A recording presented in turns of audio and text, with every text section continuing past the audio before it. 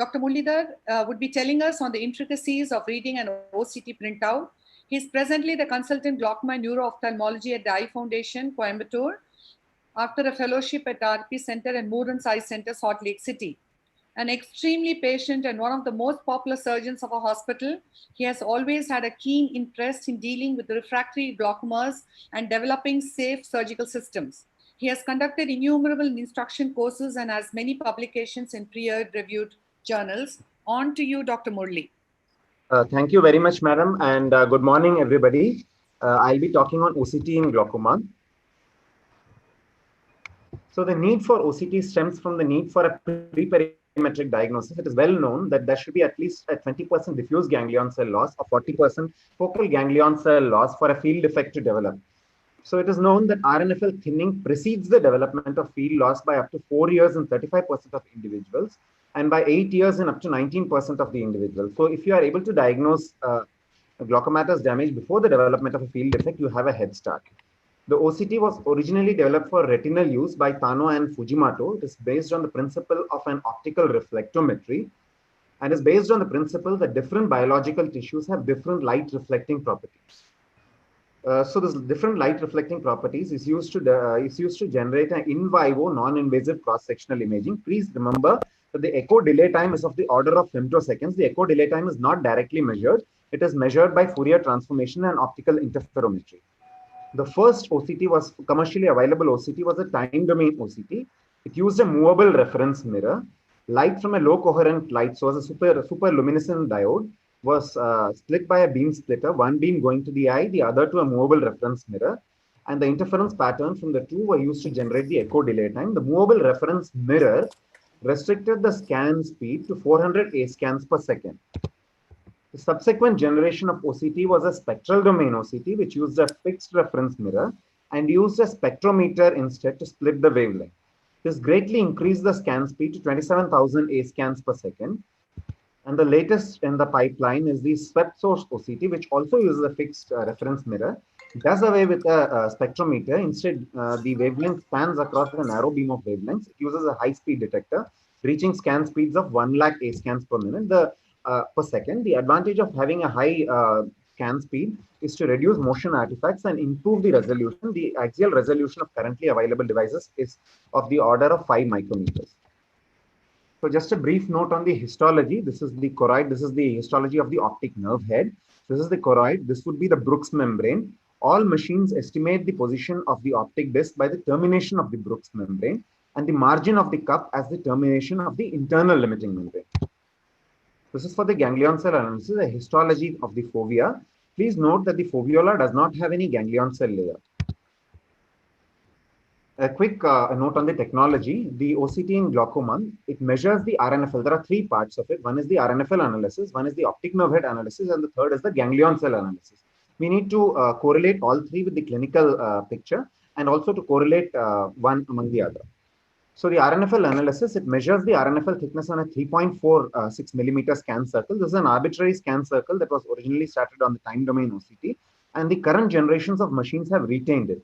This is centered on the Brooks membrane opening, and it has 200 horizontal B scans, each of which will have 200 A scans. So the Tisnet thickness, that is the temporal superior, nasal, inferior temporal. I'll be covering this in the slides to come. It is depicted along the calculation circle. Please note that the normative database for most of these machines is only present for patients above 18 years of age and for refractive errors spanning between -8 to +4 diopters. So this was what I was talking. So the RNFL thickness is measured on a 3.46 millimeter circle. Different machines have different ways of doing this. So in this machine, the Ceres OCT, it's measured in a clockwise direction. A total of 256 data points are taken, and it is stretched along a Tisnet graph. So Tisnet graph typically shows a double hump representing that the nerve fiber layer thickness at the poles is the maximum. Anything in green is considered to be within 5 to 95% of the normative database. The Avanti OCT recalculates the thickness along 3.46 millimeter. It actually images an ENFAST image between 2.5 to 4, and the manufacturer claims that this adds more accuracy because the 3.46 millimeter circle was an arbitrary circle. So the optic nerve head analysis is started by the Brooks membrane opening. This is the Brooks membrane. If you see, this is the choroid, and this is the Brooks membrane. The Brooks membrane opening is taken as the disc margin. The termination of ILM is taken as the margin of the cup, and the neuroretinal rim area is calculated by the Brooks membrane opening to the minimum rim width. This is said to have a great value in distinguishing non-glaucomatous from glaucomatous optic nerve damage. So a brief note on the macular ganglion cell analysis. The importance stems from the fact that ganglion cell layers are affected very frequently in glaucoma, and 50% of the retinal ganglion cells are located at the macula. 6 to 8 layers are made of retinal ganglion cells in the macula, and this accounts for 30 to 35% thickness of the macula. So the importance lies in the fact that measurement has very low variability. There are less artifacts and variation. The problem is that these ganglion cell layers have very low reflectivity. The time domain OCT failed to image these, but the current spectral domain and swept source OCTs can very well image this. The Avanti OCT images all three, that is the RNFL, the ganglion cell, and the inner plexiform layer, which make up the axon and cell body and dendrites. The Zeiss OCT images the GCL and IPL. The reason why I have put this is because the ganglion cell analysis across machines cannot be comparable. It said that the infratemporal sector is very vulnerable to damage, and ganglion cell analysis can be affected by macular disease. So the current systems, you have the Cirrus OCT, which can reach scan speeds of 27,000, and the Avanti wide field OCT, which can reach scan speeds of 70,000 scans per second. So we'll straight away go to reading a single printout. Please note that these have 3 color codes, which we need to be familiar with. The color code A, which is for 3, it is based on the retinal color coding schema. The hotter colors represent thicker RNFL layers, and the cooler colors represent thinner RNFL layers. The color code A has got no relation to the normative database. Now I'll go to the regions of the OCT which have the color code B. So the color code B is present in the retinal deviation map in the TISNET graph. And this zone 1 is very important. Other than verifying the patient demographics and also that the current patient has been imaged, you need to look at the signal strength. I'll mention the optimal signal strength in the slides to come. Then number 2 is the key parameter. This is the Avanti OCT printout. Number 2 is the key parameters table.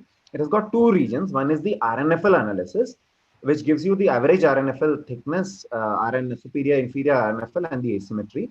You don't have to remember the color code B. It is already given here. If the region is in green, it represents that it is between 5 to 95% of the normative database. If it is in yellow, it is borderline, that is 1 to 5%. And if it is in red, it is less than 1%. This is the optic nerve head analysis in the key parameter table. This shows the cup disc ratio, the cup disc vertical horizontal ratio, rim area. All this you have to note. Please note that this may not correlate with what you see clinically, because the OCT marks the margin of the optic disc on the Brooks membrane opening and the margin of the cup on the ILM termination. So the region 3, as I already told you, is the RNFL thickness map. This is based on color code A. So the retinal nerve fiber layers are thickest at the poles. So if you see here, there is a bifid. First and foremost, I want to point out that please do not interpret anything on this OCT because the signal strength is suboptimal, but I'll just go through all these regions. So it shows that the RNFL layer is split. Actually, this is a very important thing because there are 2 peaks in the TISNET graph. I'll cover this also. The next is the RNFL deviation map, which is on color code B.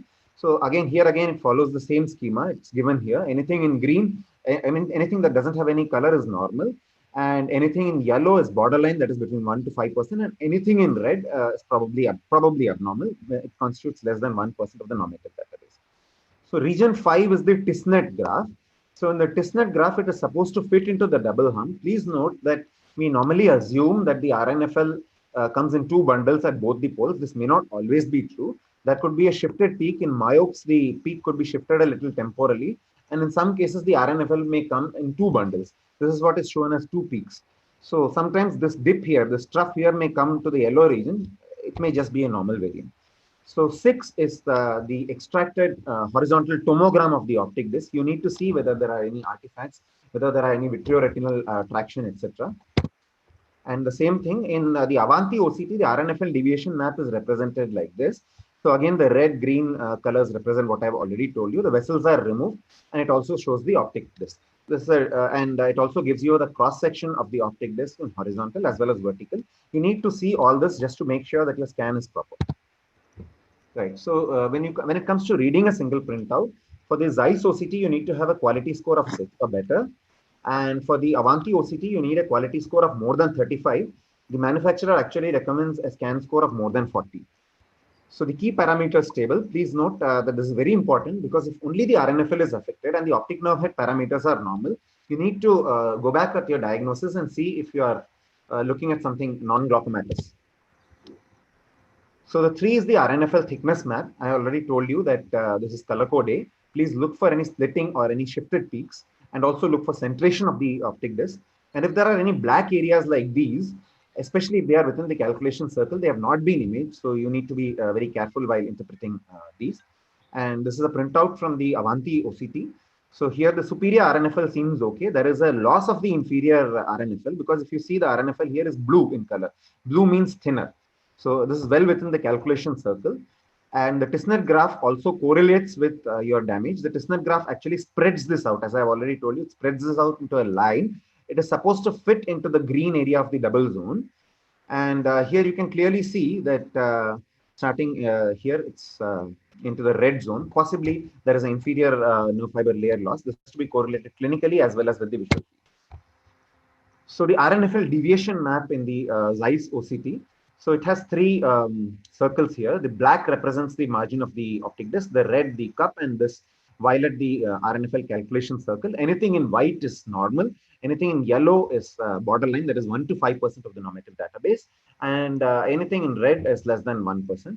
So this is the mathematics part of it, as to how the machine actually calculates actually images. It's in a 6 by 6 millimeter cube centered on the Brooks membrane opening. So, right, so this is the testnet plot. As I have already told you, there are 256 data points, and you need to check for artifacts here. Here again, as I said, there is a dip here. So this could represent a split RNFL. You need to go back and look at the RNFL thickness map to see if it's a split RNFL. So this dip into the red region may not necessarily be abnormal. This is from the Avanti OCT, and you can clearly see that the superior part of the nerve fiber layer is normal, and here again it goes dipping into the red zone. So this is a circular tomogram. It's preferable to have this color coded. Some machines don't have it. It's a raw OCT image on which the segmentation I'll show you on subsequent slides to come. The segmentation is there are 2 boundaries that are placed on the RNFL, automatically placed on the RNFL. And you need to check for any artifacts, any segmentation error, something like a Wise ring or asteroid hylosis could block this imaging, and there could be shadowing on the RNFL tomogram, which means that again the data is not very reliable. So it's very tempting to conclude that this is a very advanced glaucomatous optic nerve damage. If you see there is diffuse RNFL thinning, and this was the segmentation that I was talking about. You can see 2 lines here. So this is where the RNFL is measured. So it's very tempting to conclude that the RNFL is thin. The RNFL deviation map shows so much of nerve fiber loss. This is called the sector graph. This is the upper and lower sector, and this is split into 4 sectors, all in red. Both the optic nerve head and RNFL parameters are here in red. But if you notice that the signal strength is so bad here, it's 29. And if you see that the retinal vasculature is hardly imaged.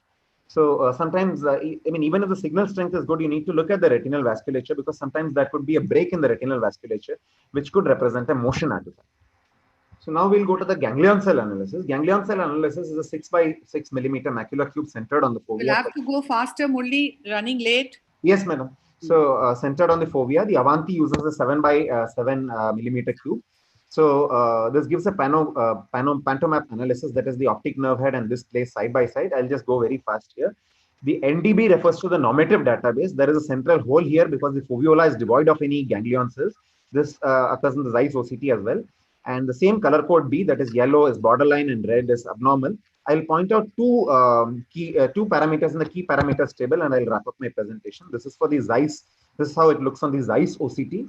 And there are 2 parameters. One is the focal loss volume and the global loss volume, which are said to be very sensitive to early detection of glaucoma. Please note that the ganglion cell analysis and RNFL thickness may not always correlate with each other. The RNFL thickness is primarily influenced by the nerve fiber layer at the poles, and the ganglion cell contributes to ganglion cells in the macula contribute to the papillomacular bundle. So they may be affected independently of each other.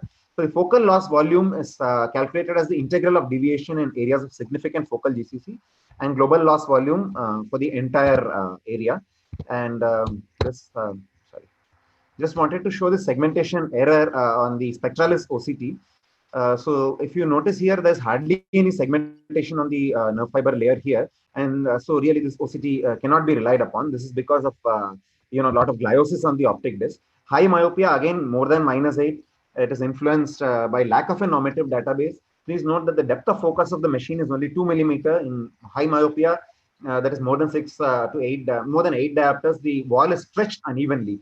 So in many regions, it goes beyond the depth of focus of the machine. And there are a lot of there could be peripapillary atrophy, PVD, and chorioretinal degeneration, all of which may influence. So once again, OCT in high myopia is not really something that we can fall back on. This is pseudo exfoliation glaucoma. If you notice that both the RNFL and the GCC show advanced damage here, whereas the left eye which has pseudo exfoliation but no glaucoma, the parameters are in the normal range. And this is once again, this shows moderate damage glaucoma. If you see the Tisnet graph dipping here, there is RNFL thinning here, and all parameters in red. And the left, there is a floor effect. That is, the whole Tisnet graph is in the in the red zone. This is again once again. I'll just wrap up with this slide. So this patient has a junctional scotoma. There is central scotoma here and a hemifield defect here. So there's advanced GCC loss in patients with non-glaucomatous visual field. It's very important to look at the GCC. There is a complete loss of ganglion cells in the area of central. This patient had a pituitary macroadenoma, and there's diffuse loss. And if you see, the nasal portion is affected here, but if you look at the tomogram, the fovea has not been imaged. So once again, this is a patient with bitemporal hemianopia, and the RNFL thickness is normal, but the GCC shows nasal loss by nasal thinning. And yeah, thank you so much.